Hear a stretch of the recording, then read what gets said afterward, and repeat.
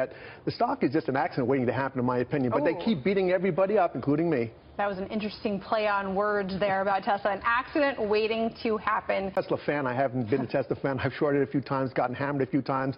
But most of the time, I'm betting that this stock doesn't really have the legs to go a lot longer. You know, it's proven everybody wrong. But you know, the amount of cars that they produce, the profitability isn't there. They have $9.6 billion in debt. They're going to have to raise more debt. Tesla, the stock down on Wednesday after a fairly bearish analyst note, rattling some investors. KeyBank Capital Markets saying they expect weaker than expected results and production for Model 3 in the fourth quarter. Stock down over 5% in the last week alone. It's a constant cash drain. They're highly dependent on federal government and state incentives for money, which constantly flows in. They have capital raises all the time. Even the high-end cars that they build now cost more to build than they're able to sell them for. I think they're doomed. Upside on pricing is limited because everybody else sells electric vehicles at a loss to get the credits to be able to sell the sport utilities and the pickup truck. So that puts a ceiling on your possible pricing. And if he can't make money on the high-end Model S's and Model X's, which sell, you know, up to $100,000, how in the world is he going to make money on a $35,000 small car? Because I have news for you, you know, 42 years of experience.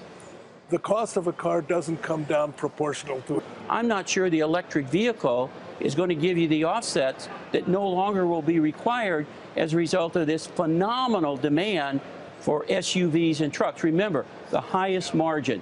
If you look at Fiat Chrysler, 90% of the operating profits come from Jeep and the Ram truck. Yes, they're burning a lot of cash, but they're in startup mode, and the trajectory at which they burn cash theoretically won't be the same. They won't have to continue building a gigafactory infinitum. They won't add on new production lines. In terms of subsidies, most of the people who reserve a Model 3 are doing that without any government subsidies because they run out, and they're still willing to buy that car. We'll see. We'll see.